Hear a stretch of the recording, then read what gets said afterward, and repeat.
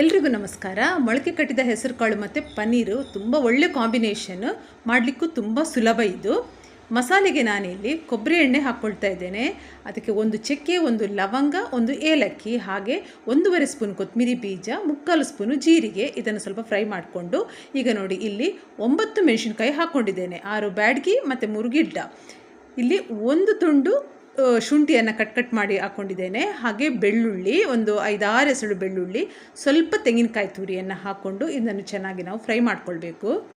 ಹಾಗೆ ಈಗ 1 ಸ್ಪೂನು ಎಳ್ಳು ಹಾಕ್ಕೊಳ್ತಿದ್ದೇನೆ, ಬಿಳಿ ಎಳ್ಳನ್ನು ಹಾಕ್ಕೊಳ್ಬೇಕು. ಒಂದು ದೊಡ್ಡ ಈರುಳ್ಳಿಯನ್ನು ಉದ್ದುದ್ದವಾಗಿ ಕಟ್ ಮಾಡಿ ಇದಕ್ಕೆ ಹಾಕ್ಕೊಂಡು ಸ್ವಲ್ಪ ಇದನ್ನು ಬಾಡಿಸ್ಕೋಬೇಕು. ಈರುಳ್ಳಿಯನ್ನು ಸ್ವಲ್ಪ ಫ್ರೈ ಮಾಡಿದ ನಂತರ ಈಗ ಕಟ್ ಮಾಡಿ ಇಟ್ಕೊಂಡಿರುವ ಒಂದು ಟೊಮೆಟೊವನ್ನು ಇದಕ್ಕೆ ಹಾಕ್ಕೊಳ್ತಾ ಇದ್ದೇನೆ. ಟೊಮೆಟೊ ಕೂಡ ಹಾಗೆ ನಾನು ತುಂಬ ದೊಡ್ಡ ಟೊಮೆಟೊವನ್ನು ತಗೊಂಡಿದ್ದೇನೆ. ಅದನ್ನು ಸಣ್ಣ ಸಣ್ಣದಾಗಿ ಕಟ್ ಮಾಡಿದರೆ ಸ್ವಲ್ಪ ಬೇಗ ಫ್ರೈ ಆಗ್ತದೆ, ಬೇಯ್ತದೆ. ನೋಡಿ, ಸ್ವಲ್ಪ ಗೋಡಂಬಿ ಹಾಕ್ಕೊಳ್ತಾ ಇದ್ದೇನೆ. ಗೋಡಂಬಿ ಇದಕ್ಕೆ ಒಳ್ಳೆ ರುಚಿಯನ್ನು ಕೊಡೋದು. ಇದೆಲ್ಲ ಸ್ವಲ್ಪ ಸರಿಯಾಗಿ ಫ್ರೈ ಆದ ನಂತರ ಇದಕ್ಕೆ ನಾವೀಗ ಸ್ವಲ್ಪ ಬೇಯಲಿಕ್ಕೆ ಬೇಕಾಗುವಷ್ಟು ಸ್ವಲ್ಪ ನೀರನ್ನು ಹಾಕಿ ಮುಚ್ಚಿ ಇದನ್ನು ಸ್ವಲ್ಪ ಬೇಯಿಸಬೇಕು ನಾವು, ಯಾಕಂದರೆ ಅದು ಸಾಫ್ಟ್ ಆಗಬೇಕು. ಮತ್ತು ತಣ್ಣಗಾದ ಮೇಲೆ ನಾವಿದನ್ನು ಪೇಸ್ಟ್ ಮಾಡ್ಕೋಬೇಕು. ಸ್ವಲ್ಪ ಹೊತ್ತು ಬೇಯಿಸಿದರೆ ಸಾಕು. ಮೊದಲಿಗೆ ನಾವು ಮೊಳಕೆ ಕಟ್ಟಿದ ಹೆಸರು ಕಾಳನ್ನು ಬೇಯಿಸ್ಕೋಬೇಕು. ಅದಕ್ಕೆ ತುಪ್ಪ ಹಾಕ್ಕೊಳ್ತಿದ್ದೇನೆ. ಹಾಗೆ ಸ್ವಲ್ಪ ಕೊಬ್ಬರಿ ಎಣ್ಣೆ ಹಾಕ್ಕೊಂಡು ಕಟ್ ಮಾಡಿ ಇಟ್ಕೊಂಡಿರುವಂಥ ಈರುಳ್ಳಿಯನ್ನು ಹಾಕ್ಕೊಳ್ತಿದ್ದೇನೆ. ಇಲ್ಲಿ ನಾನು ದೊಡ್ಡ 2 ಈರುಳ್ಳಿಯನ್ನು ತಗೊಂಡಿದ್ದೇನೆ. ಇದನ್ನು ಸಣ್ಣ ಸಣ್ಣದಾಗಿ ಕಟ್ ಮಾಡಿ ಹಾಕ್ಕೊಂಡಿದ್ದೇನೆ. ಈರುಳ್ಳಿ ಚೆನ್ನಾಗಿ ಫ್ರೈ ಆಗಬೇಕು. ಫ್ರೈ ಆದ ನಂತರ ನಾವೀಗ ಹೆಸರು ಕಾಳನ್ನು ಇದಕ್ಕೆ ಹಾಕಿ ಸರಿಯಾಗಿ ನಾವಿದನ್ನು ಮಿಕ್ಸ್ ಮಾಡ್ಕೋಬೇಕು. ಮೊಳಕೆ ಕಟ್ಟಿದ ಹೆಸರು ಕಾಳು ಯಾವಾಗಲೂ ತುಂಬ ಬೇಗ ಬೇಯ್ತದೆ. ನೋಡಿ, ಈ ರೀತಿ ಸರಿಯಾಗಿ ಮಿಕ್ಸ್ ಮಾಡ್ಕೋಬೇಕು.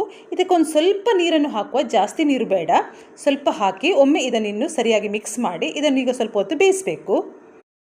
ಸರಿಯಾಗಿ ಮಿಕ್ಸ್ ಮಾಡಿದ ನಂತರ ಇದನ್ನು ಮುಚ್ಚಿ ಬೇಯಿಸಬೇಕು.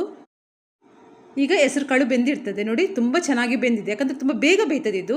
ಮೊಳಕೆ ಕಟ್ಟಿದ ಹೆಸರು ಕಾಳು ಯಾವಾಗಲೂ ತುಂಬ ಬೇಗ ಬೇಯೋದು. ಈಗ ಗ್ರೈಂಡ್ ಮಾಡಿ ಇಟ್ಕೊಂಡಿರುವಂಥ ಮಸಾಲೆಯನ್ನು ಇದಕ್ಕೆ ನಾನು ಹಾಕ್ಕೊಳ್ತಾ ಇದ್ದೇನೆ. ಮಸಾಲೆ ಹಾಕಿದ ನಂತರ ಒಮ್ಮೆ ಇದನ್ನು ಸರಿಯಾಗಿ ನಾವು ಮಿಕ್ಸ್ ಮಾಡ್ಕೊಳ್ಬೇಕು. ಮಸಾಲೆ ನೋಡಿ ಈ ರೀತಿ ಪೇಸ್ಟ್ ಥರ ಆಗಬೇಕು, ಆಗಲೇ ತುಂಬ ಚೆನ್ನಾಗಿರೋದು, ನಮಗೆ ಗ್ರೇವಿ ತುಂಬ ರುಚಿಯಾಗಿ ಬರ್ತದೆ. ಈಗ ಇದಕ್ಕೆ ಸ್ವಲ್ಪ ನೀರನ್ನು ಹಾಕ್ಕೊಳ್ಬೇಕು. ಮಿಕ್ಸಿ ಜಾರಿಗೆ ಸ್ವಲ್ಪ ನೀರು ಹಾಕಿ ಇದಕ್ಕೆ ಹಾಕ್ಕೊಳ್ತಾ ಇದ್ದೇನೆ. ಇನ್ನು ಇದನ್ನು ಸರಿಯಾಗಿ ಮಿಕ್ಸ್ ಮಾಡ್ಕೊಳ್ಬೇಕು. ಈ ರೀತಿ ಗ್ರೇವಿ ಮಾಡಬೇಕಾದ್ರೆ ಎಳ್ಳು ಮತ್ತು ಗೋಡಂಬಿ ಹಾಕಿದರೆ ಒಂದು ಒಳ್ಳೆಯ ರುಚಿಯನ್ನು ಕೊಡ್ತದೆ. ಹಾಗೆ ಸ್ವಲ್ಪ ಅರಿಶಿನ ಹಾಕ್ಕೋಬೇಕು. ಈಗ ನಾವು ಇದಕ್ಕೆ ಕಟ್ ಮಾಡಿ ಇಟ್ಕೊಂಡಿರುವಂಥ ಪನ್ನೀರನ್ನು ಹಾಕ್ಕೋಬೇಕು. ಪನ್ನೀರ್ ಮತ್ತು ಮೊಳಕೆ ಕಟ್ಟಿದ ಹೆಸರು ಕಾಳು ಒಂದು ಸೂಪರ್ ಕಾಂಬಿನೇಷನ್ ಅಂತಲೇ ಹೇಳ್ಬೋದು. ಎಲ್ಲರೂ ಇಷ್ಟಪಡುವಂಥ ರೆಸಿಪಿ ಇದು. ನೀವು ಕೂಡ ಒಮ್ಮೆ ಇದನ್ನು ಮನೆಯಲ್ಲಿ ಟ್ರೈ ಮಾಡಿ. ಇಷ್ಟ ಆದರೆ ಒಂದು ಲೈಕ್ ಮಾಡಿ. ಹಾಗೆ ಈಗ ರುಚಿಗೆ ತಕ್ಕಷ್ಟು ಉಪ್ಪನ್ನು ಹಾಕ್ಕೊಂಡು ಒಮ್ಮೆ ಸರಿಯಾಗಿ ಮಿಕ್ಸ್ ಮಾಡಿ ಮುಚ್ಚಿ ಇದನ್ನು ಕುದಿಸಬೇಕು. ಈಗ ಕುದ್ದದ್ದು ಸಾಕು ನೋಡಿ, ಚೆನ್ನಾಗಿ ಕುದಿ ಬರ್ತಾ ಉಂಟು ನೋಡಿ. ಈ ರೀತಿ ಇದು ಚೆನ್ನಾಗಿ ಬೆಂದಿದೆ ಕೂಡ. ಈ ರೆಸಿಪಿ ಇಷ್ಟ ಆದರೆ ನೀವು ಪ್ಲೀಸ್ ಇದನ್ನು ಟ್ರೈ ಮಾಡಿ. ಹಾಗೆ ಲೈಕ್ ಮಾಡಿ, ಕಮೆಂಟ್ ಮಾಡಿ. ಆದಷ್ಟು ನಿಮ್ಮ ಫ್ಯಾಮಿಲಿ ಫ್ರೆಂಡ್ಸ್ಗೆ ನನ್ನ ಯೂಟ್ಯೂಬ್ ಚಾನಲ್ ಲಿಂಕನ್ನು ಶೇರ್ ಮಾಡಿ, ನನಗೆ ಸಪೋರ್ಟ್ ಮಾಡಿ. ಈಗ ಇದಕ್ಕೆ ಕೊತ್ತಂಬರಿ ಸೊಪ್ಪನ್ನು ಹಾಕ್ಕೋಬೇಕು. ಎಲ್ಲರಿಗೂ ನನ್ನ ಪ್ರೀತಿಯ ಧನ್ಯವಾದಗಳು.